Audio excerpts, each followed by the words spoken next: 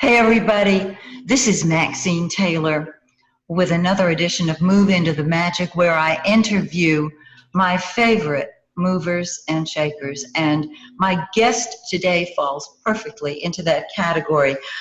David Jacobs is a retired professor of history at Temple University, but he has been a UFO researcher since 1963, and he has investigated over 1,100 abductions. Now you know why he is my guest today, needless to say. He's an author, and I'm not going to give you all of his credentials because that would take up a good bit of our time together. But you can go to his website, ufoabduction.com. His latest book, Walking Among Us. What a grabber for a title.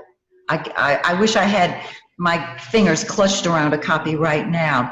It's about everything involved in placing hybrids into human society with the help of abductees. And this is quite a topic.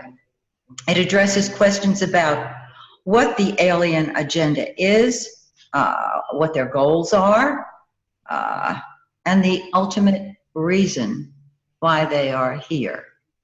Fasten your seatbelt. My guest today is going to be awesome. David, welcome to Move Into the Magic, dear. Thank you for having me. I really appreciate it. Now tell us, first of all, how did you get into this and how long have you been doing it? And let's just jump in at the shallow end and move into the deep end.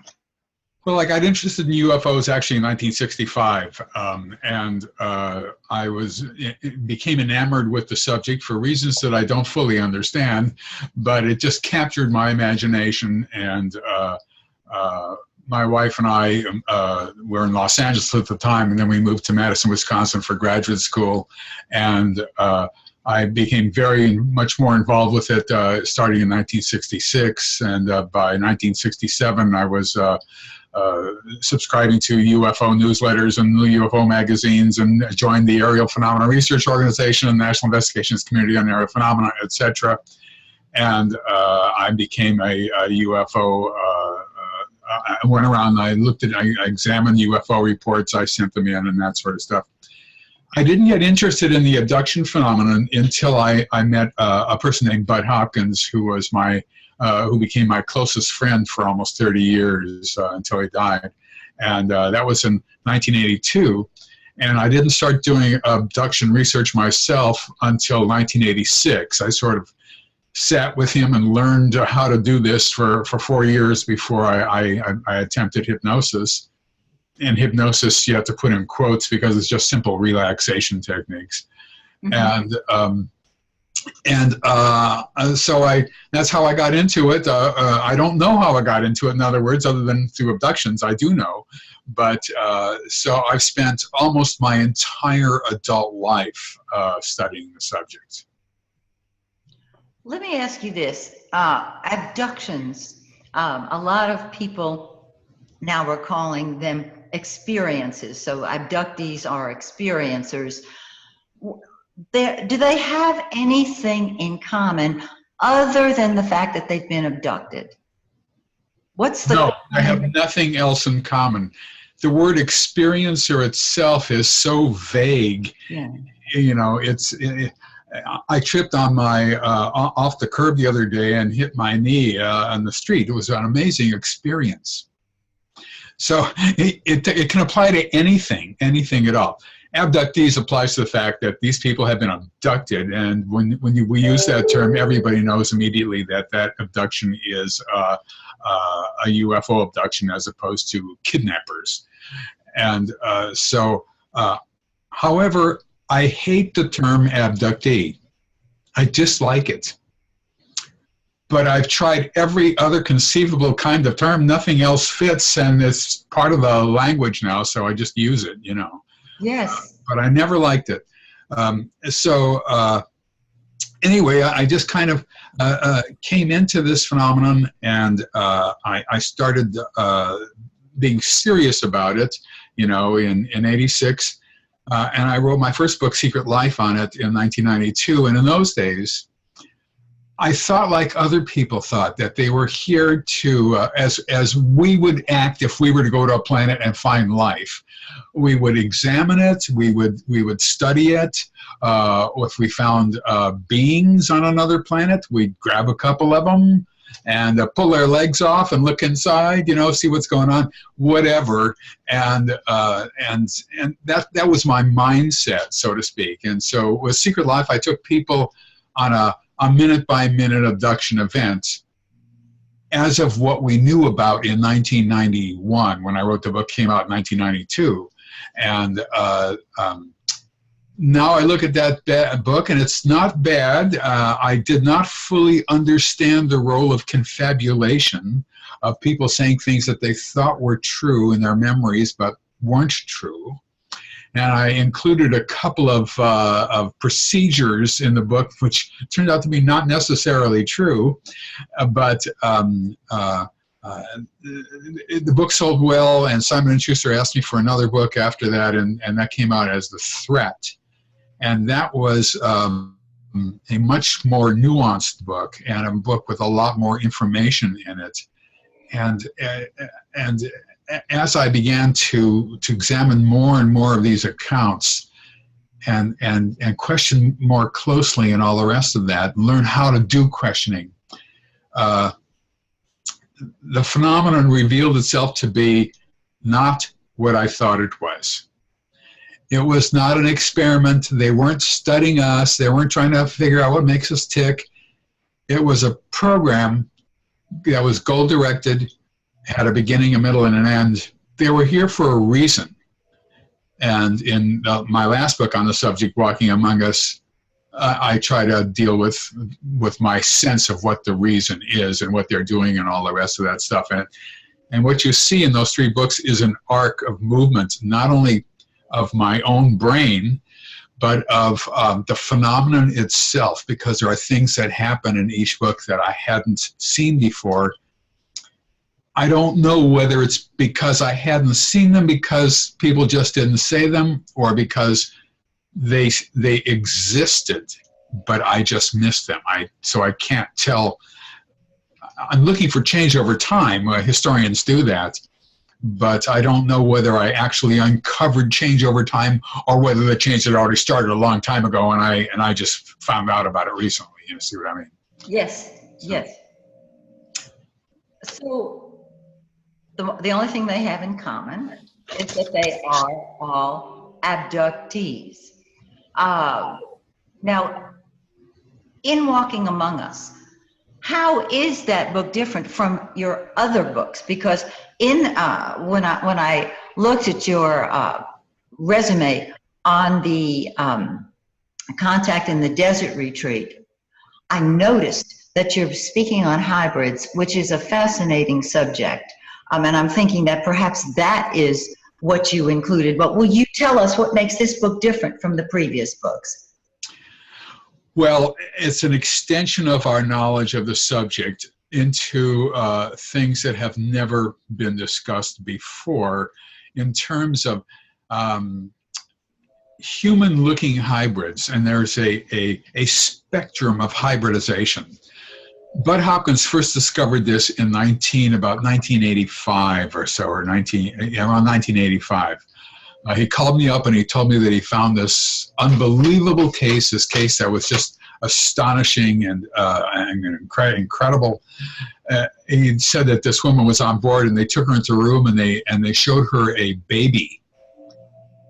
And when he told that to me, they showed her a baby, I didn't know what I was hearing. I couldn't believe, what are you saying? You know, what do you mean a baby? This is a baby. What are you talking about? You know, it's just like inconceivable, so to speak.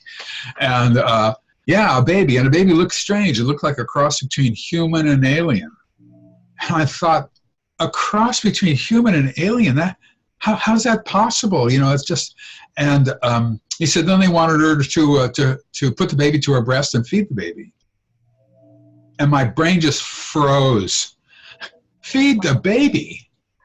Okay. She explained to them that she couldn't feed the baby, she wasn't lactating, she wasn't married, et cetera, wasn't pregnant. And he said, yeah, she said she couldn't do it, but they forced her to put the baby to her breast anyway, feed the baby. And I thought to myself, if this is true, then we will never understand alien thought, because they value form over function. The form is you place the baby to the woman's breast. The function is not there. So what's the point, you know? I learned later the woman was lactating. That already stimulated lactation, and I know what questions to ask to know whether it's going to happen or not. And I know that when they say certain things, I know they're going to probably feed a baby later on. But the fact is, though, that he called the baby a hybrid. It looked like a hybrid, and that was his name for it, and that's stuck for everyone now. So what we see is hybrids who are born as babies. We see them as toddlers. We see them as older kids. We see them as adults. You know, adolescents, then adults. We see them as adults, maybe even age 40. After that, we don't see them so much anymore. We don't see them as older adults. And we don't know the reason. Maybe they're jettisoned into deep space when they reach the age of 50. Who knows? But we don't see them. And but hybridization turns out to be extremely important. It is the reason why they are here. Now, hybridization itself starts with beings who look very, very, very alien. Now, when I say alien in this context, I mean gray alien. Gray aliens occupy everybody's attention. They are extremely important, but they are just part of a workforce. They are themselves, in my opinion, and I can give you an argument for this, probably hybrids also. The hybrids go from looking half and half, or I mean, looking really quite alien, to looking sort of half and half, to looking weird but not quite alien, and to looking sort of semi-human, almost there, maybe eyes too big, maybe no bodily hair, to sort of being human in most ways except neurologically. And when I say that, all communication on board is telepathic. But telepathy, as far as I know, is not a normal part of the human condition. If people were truly telepathic and they had numbers like 1%, I think we would live in an entirely different society. The implications of telepathy are staggering when you begin to follow it. They're mind-boggling. But all communication on board is telepathic. That means that in some way, abductees have some change in their minds which allows them to be telepathic in some way. But I'm not sure of that. I'm guessing. That's a guess. And I'll explain why in a second if I can remember. But eventually what we've been seeing then is beings who look human and who are human. And in every way conceivably possible, except one way, neurologically, they can still be telepathic, and as all aliens can do, all of them, regardless of what stage they are or anything, they can control humans neurologically. They can make them think anything they want. They can make them see anything they want. They can make them do anything that they want them to do. And the problem with that is that that's an enormous advantage over us. Unfortunately, there's nothing we can do about it. Now, might be something, but that comes later. But what that does is it makes us a sort of second-class species and makes them a first-class species. That's the problem. I would rather have it the other way, to tell you the truth. I want to be a first-class species. I don't want to be a second-class. I want them to be second-class species. But this is, in my opinion, not good. Call me crazy, but I just don't think this is good. So, and that's what abductees have been reporting, that they're moving into the society and being taught how to live here. Here's the problem for them, for hybrids who look human. They have learned what goes on in Earth society by abductees while they're children on board a UFO. They will congregate in a room. The abductee will be standing there. And I've used this incident many times because it's a perfect incident. On the wall, a curved wall, of course, and the children, let's just say they're 7 years old or something like that. There's a picture of a dog on the wall, and this is an actual incident. The children asked the abductee, "What's a dog for?" And she says, "Well, it's for companionship and love, and they get to play with the dog, and it's fun, and this and that." "Do you eat dog?" No, we don't eat dogs. We don't eat dogs. Next picture, a goat. "What's a goat for?" "Well, when there's goats, you can get milk, which can be turned into cheese if you want. And do you eat goats?" And she said, "Well, I'm a vegetarian, so I don't eat goats, but there are some people who do eat goats, yes." And that kind of training, and you can get a lot of abductees talking about a lot of different things over the years, but by the time they grow up into adult hybrids, into young adults and starting 17, 18, 19, when they start to move in, when they come here, they realize that there are 10 billion things that they have not learned.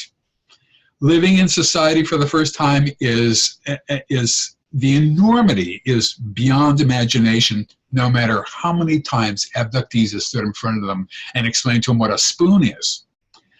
I mean, it's the enormity of it is beyond imagination. So they have to have abductee help with furnishing their apartment, with buying clothes, with going shopping, with talking to somebody casually in a parking lot if you pass them by.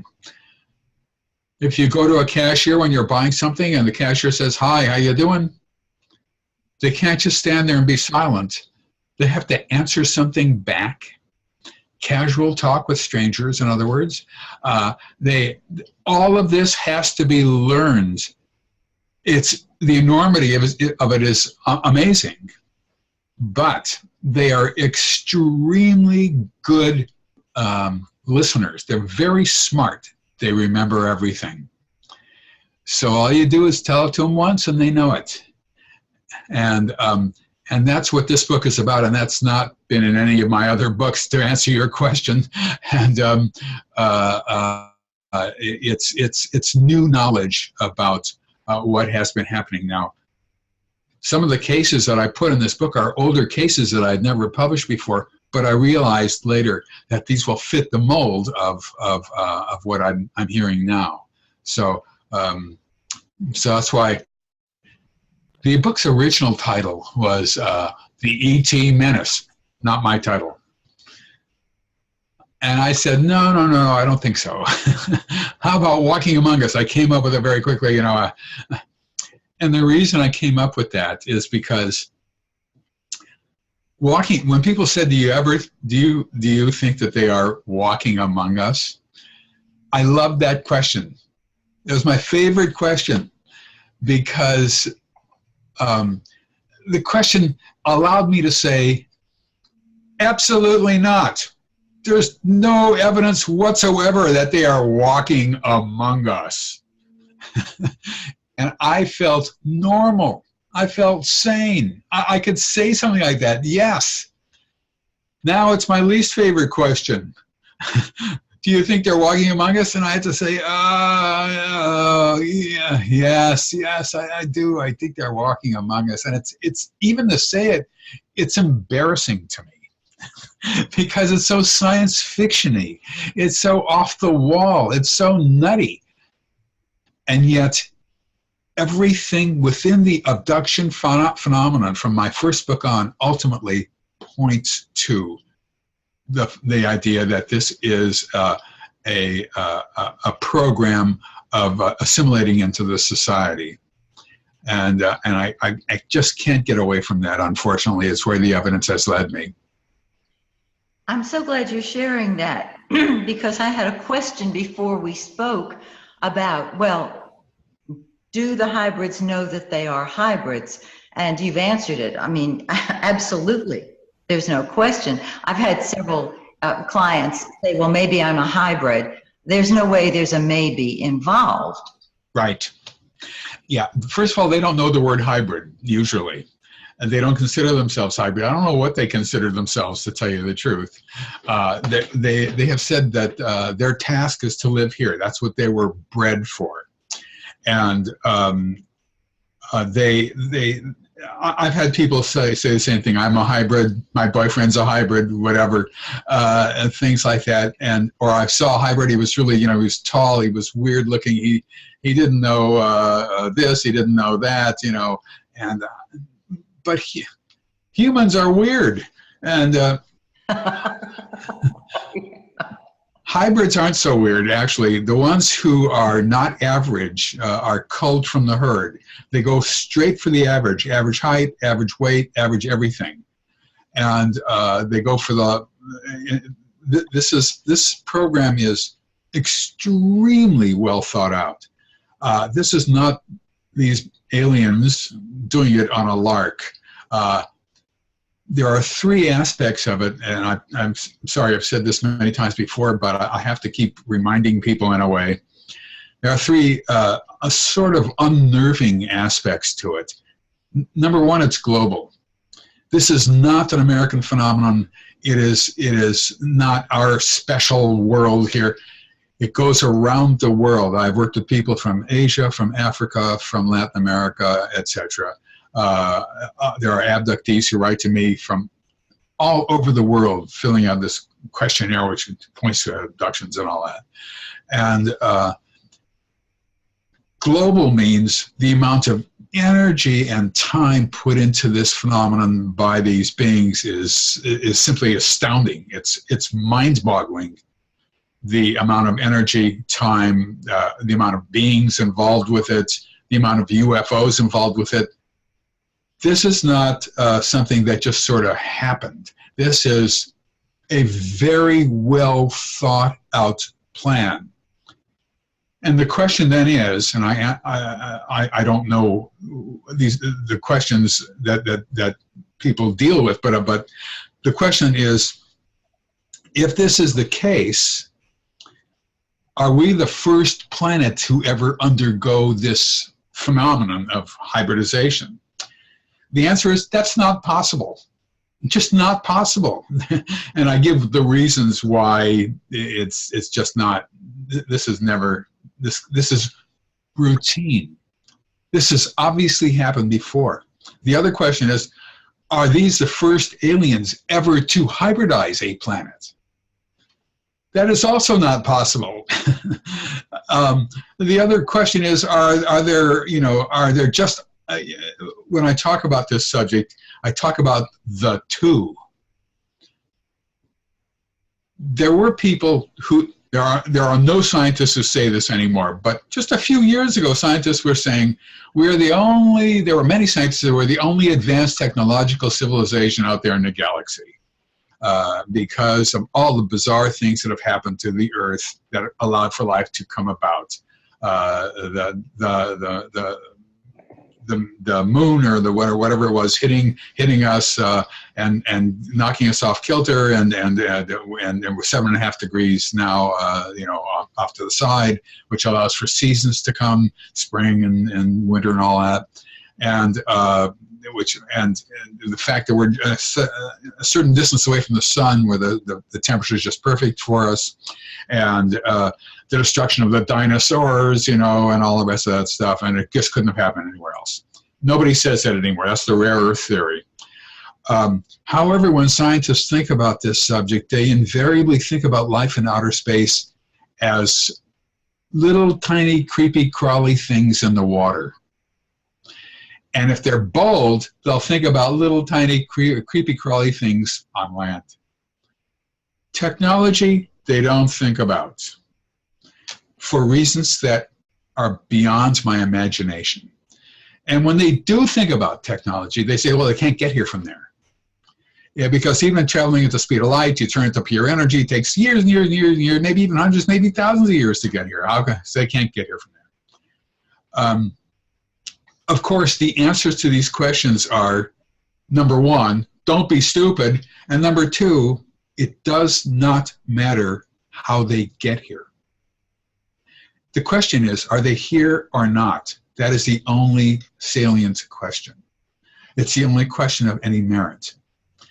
Are they here or not? How they got here is unknown. They have an advanced technology to get here.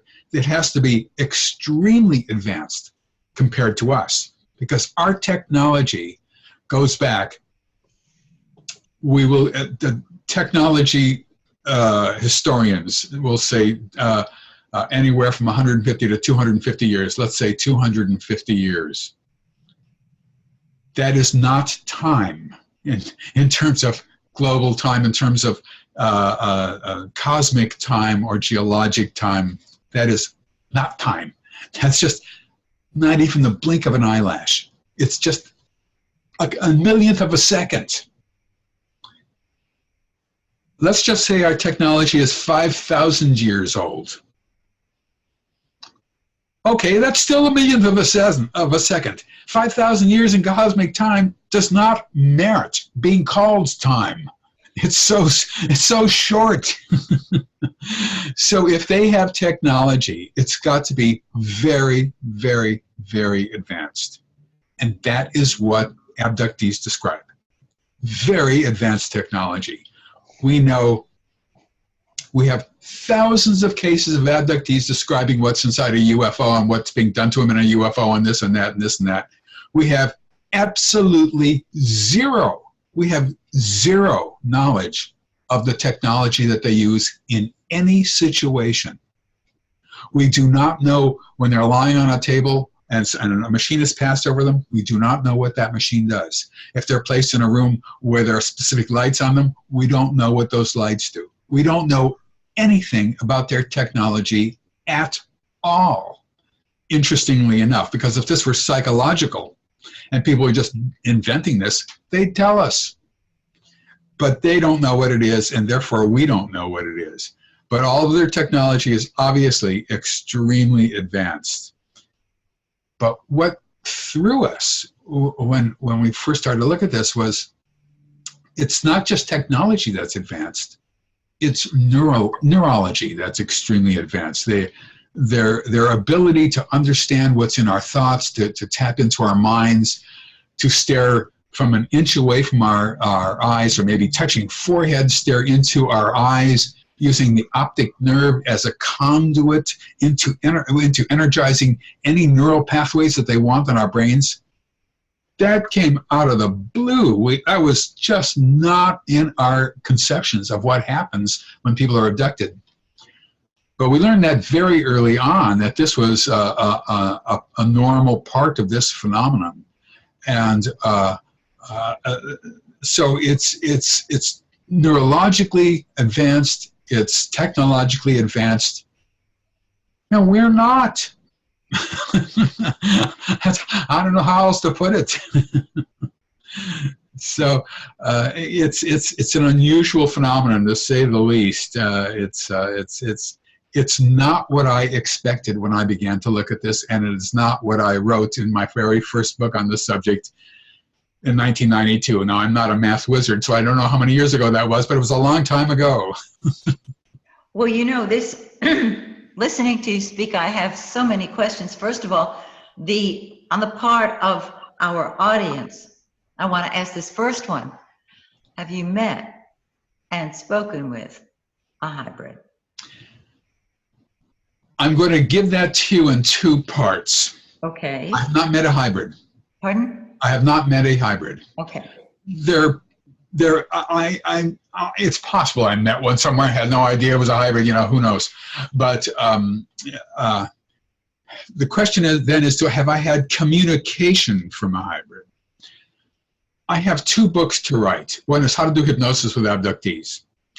I would like to standardize what I laughingly call the field, which consists of me and maybe 3 or 4 other people in the country. So that constitutes the field. Yvonne Smith in LA, Craig Lang in Minnesota, Jed Turnbull in New York. I guess there's others, but nobody's gotten in touch with me about it. So there's very few of us. So I would like to standardize for everybody who's trying this, to show them how to question, what the pitfalls are, how to recognize confabulation, what to say to people when they say X, Y, and Z. You are required to say A, B, and C, or something like that. You know, having said that, the question then is, have I ever communicated with a hybrid? And the answer is yes.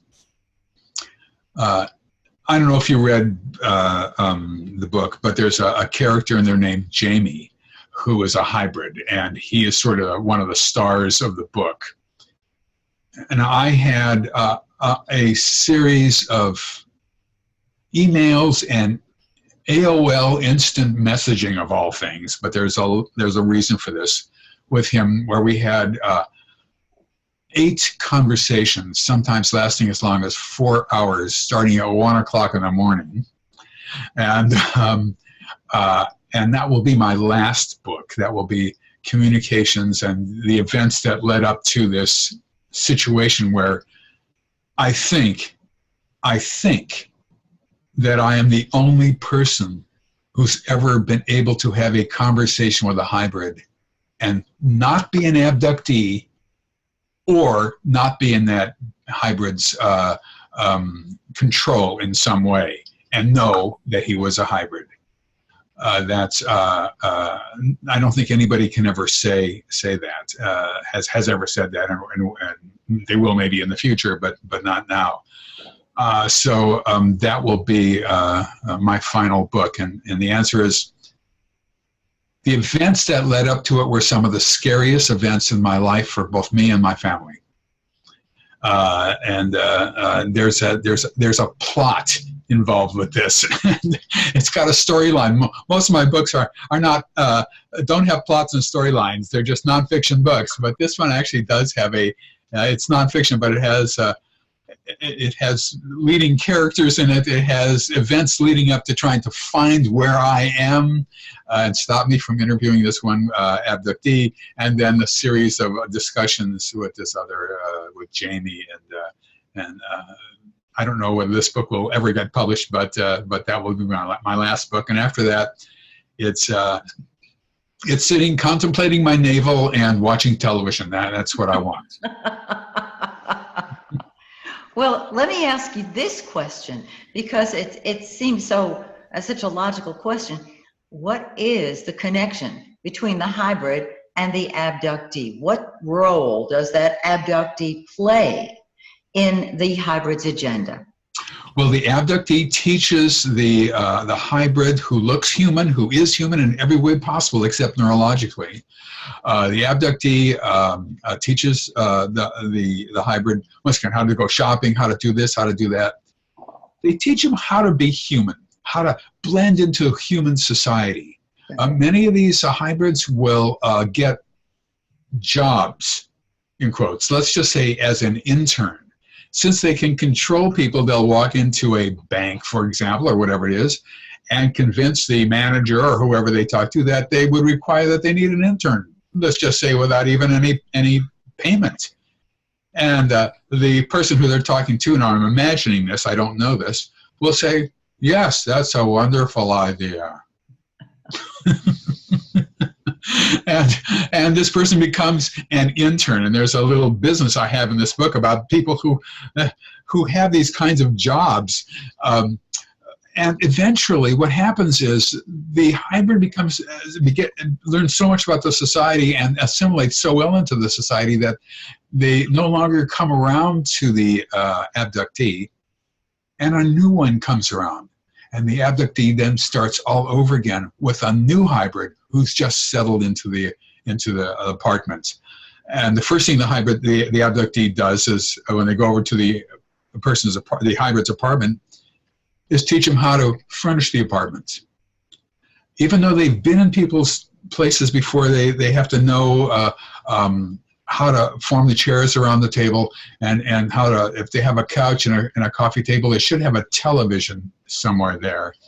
And they should have, and if there's a shower, it should probably have a shower curtain, and things like that that they might not have known about. There's one little piece in the book where this woman goes into a bedroom. There's a group of three. When they're younger, let's just say age 17, 18, 19, 20, they live together in twos and threes and sometimes fours. And they had this one woman come in, and they showed her the bedroom, and they said, she said, do you have sheets on this bed? And they pulled back the blanket, and there were sheets there, and they were very proud of that. And she said, where's the pillow? And they looked at each other in confusion, and then they went into a drawer. They said, you mean this? And here was this pillow that was still in its plastic bag. And she said, yes, it has to have a pillow. You have to have a pillow on this. Well, why? Well, because people got... So they put the pillow there while she watched, or whatever it was. I can't remember exactly now, but they did have, there's no pillows on board a UFO. So, but my favorite story in my book, there's lots of stories like this. There's lots of accounts like this. I loaded up on accounts because I wanted it to show people that it's not just one. There's a whole bunch of people who are doing this, and there's a whole bunch of different hybrids, or hybrids as I call them, human hybrids. But it was a kid. I'm not sure how old the kid was. They do not know when they were born because they actually weren't born. What we discovered early on was that men were having sperm taken from them, and women were having eggs taken from this, and we knew this for decades. We knew it from the first 2 abductions that we ever recorded. One almost 60 years ago, the Antonio Villas-Boas event in Brazil, where he was forced to have sexual intercourse with a human-looking alien of some sort, which of course was not believed by anybody, except maybe 1 or 2 people who investigated the case. And then later on, well, I won't go into it. And then the Barney and Betty Hill case, where sperm was taken from Barney, although he had John Fuller, who wrote a book about it, about them, he had them take it out of the book because he was so embarrassed by it. Thank God for that, because nobody then could say, no debunkers could say, well, all the other guys who said that this had happened to them picked it up from the Barney and Betty Hill story, but they can't say that. And women have eggs taken from them routinely. Eventually, an embryo that has been manufactured, the egg and sperm are put together, and not necessarily from 2 people who are on board at the same time, but just randomly, almost certainly. And a change is made in that zygote. I'm going to say alien DNA is added, and I'm saying that, but I do not know if aliens have DNA. That is unknown. So the embryo that has been cultured is then placed into the woman, and about 9 or 11, between 9 and 12 weeks later, the fetus is removed and is placed in a gestation tank with a brownish liquid nutrient in it. Those babies can continue to grow within the tanks. This has been recorded many, many, many, many, many times. I cannot tell you how many times people have described this. And when they're babies, they're taken out. Therefore, they have no birthday. They don't know how old they are. They say, and this one person who I dealt with, I asked him how old he was. He said, well, he thinks he's around 23 or 24, something like that, whatever he said to me. They've never had a birthday party. They've never even given presents. They've never had a birthday cake. They don't know anything about birthdays, It's the oddest thing. So when you ask how old they are, you're never quite certain how old they are. You can guess within a certain amount of time, a couple of years, whatever, but neither do they. Now, I'm not exactly remembering what your question was. But you're on a roll. Well, I can start talking about this thing, and you have to shut me up to get me to stop. So, well, let me ask you this question. Since we're interacting, because I like to turn you loose so that you can just flow with let the information flow from you. The obvious question is, why do these abductees go along with that kind of program? And so my question is, obviously they're under mind control. Obviously they're being controlled. They're hypnotized on some level. And so the solution would be, if there is a solution, and I would imagine that you're giving us the subject, I would imagine the predicate is going to be a bomb, is to deprogram ourselves, which is my bailiwick. Now you've entered my field of operations, but talk about that for a minute, because I think it's vitally important. Well, deprogramming basically means emptying the person in a sense of all that's ever happened to him or her, but it's just not possible. Oh, I know what I'm saying. It's a global phenomenon. It's also intergenerational.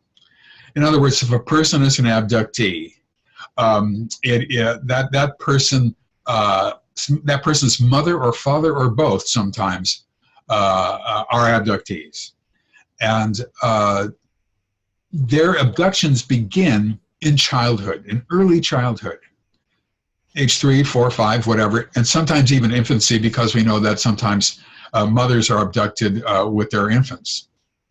So, and they have an enormous, a mind-boggling number of abductions.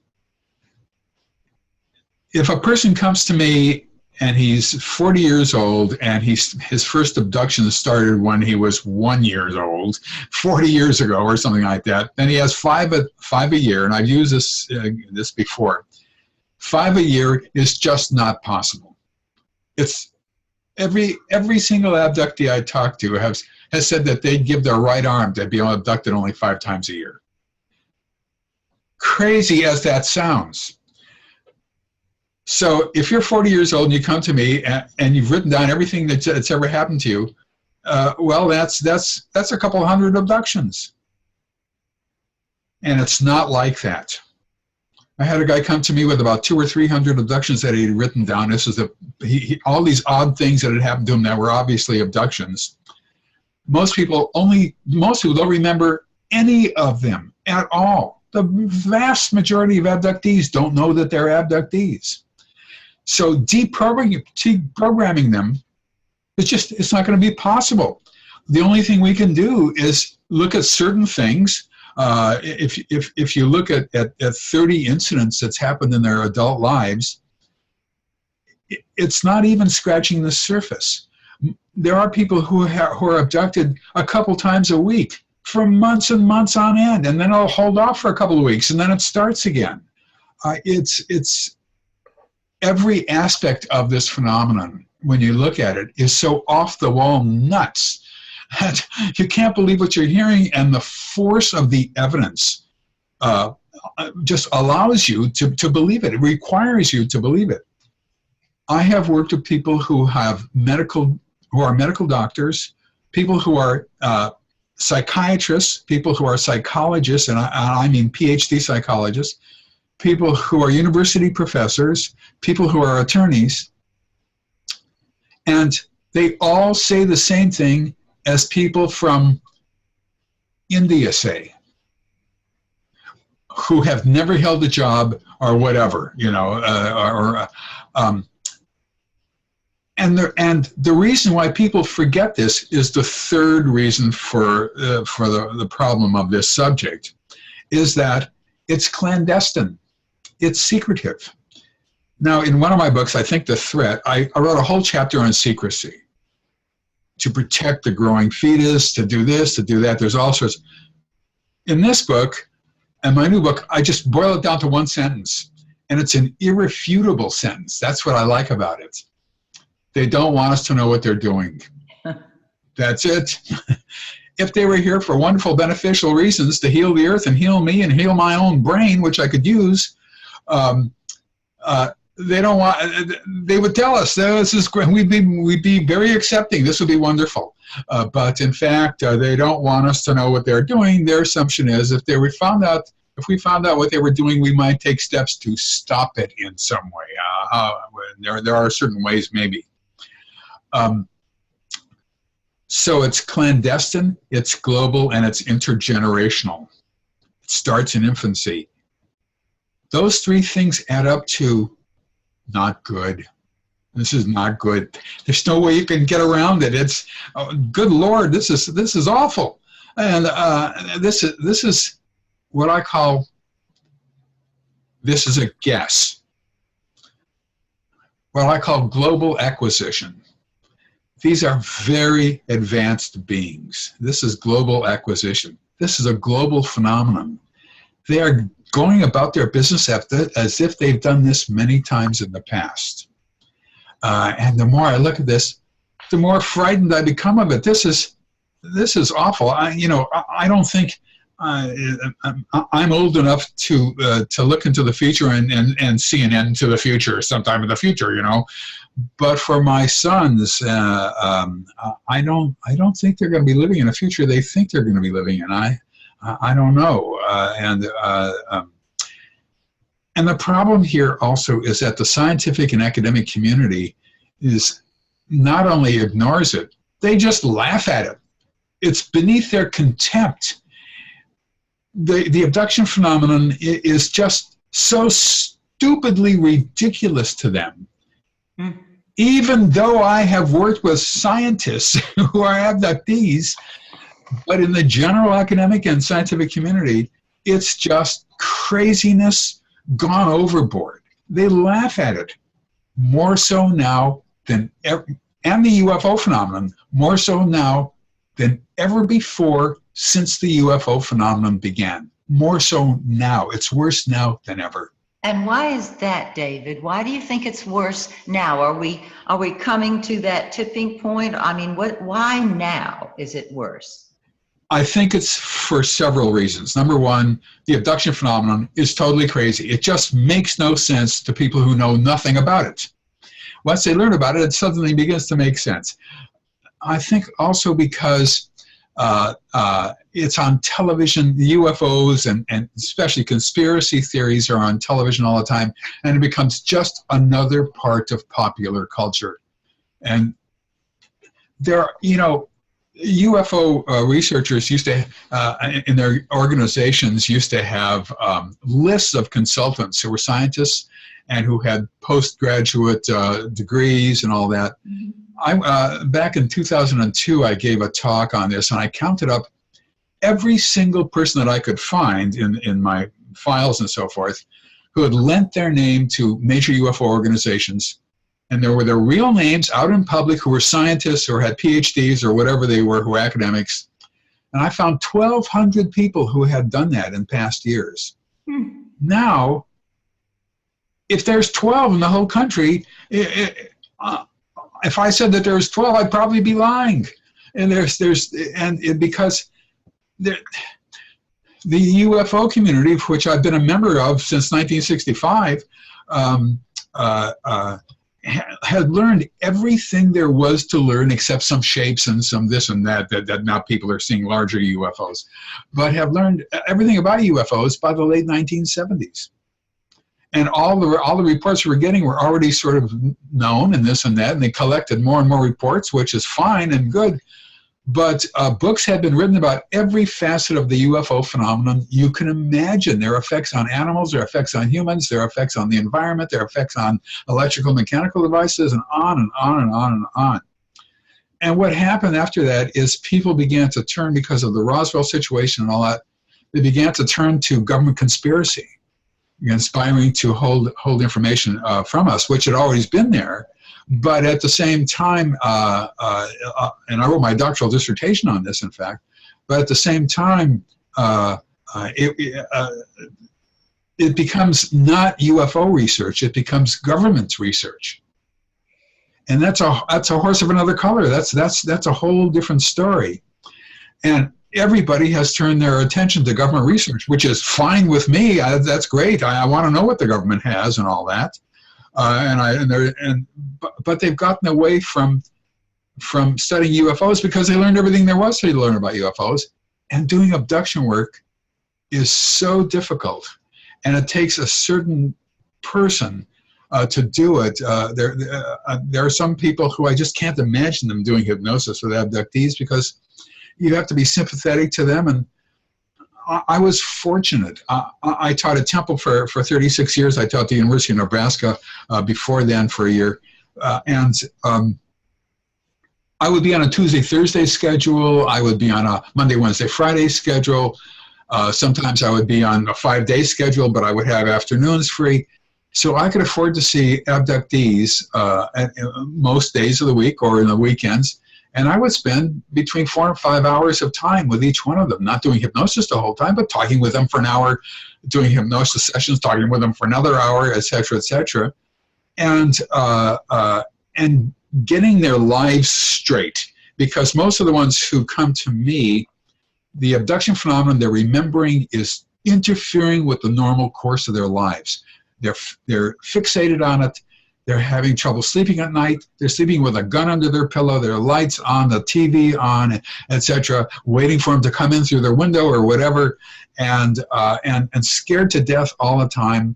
And my job is to get their lives on an even keel so that they don't have to do that, and they can turn the lights off, and they can have a normal life like they're entitled to, even though they're being abducted at the same time. And when I get to that point with them, I feel I've won a victory. You have. You absolutely have. Now, I've got to ask you a question. You mentioned earlier, and we've got some time for you to answer this. You mentioned that their objective was global acquisition. And I've got two questions. I'm guessing that. Right. Toward what end, number one? And number two, what can we do to change that? I don't know toward what ends. I do not know the future. They don't say what the future will be. What the gray aliens say, and these are workers, you got to remember, they're the ones who look like, people describe various different types on board, but the ones who I think are the leaders are the ones who look like praying mantises. They're insect-like ones. I call them insectolins, insect aliens put together. And they really look weird. They do look like praying mantises in a strange way. Not quite, but they have a triangular face and very big eyes on the corners of the triangle and all that. And they're the ones who I think are the leaders. They're the ones who give orders. Everybody else takes orders. Now, it's not so much taking orders in that kind of a society. It's being bred to do certain tasks. The gray aliens were created to do what they are doing. There's ones who looked reptilian, sort of, and I deal with them as well. There's a reason for them to be on board. The reptilians do not say what the future will bring.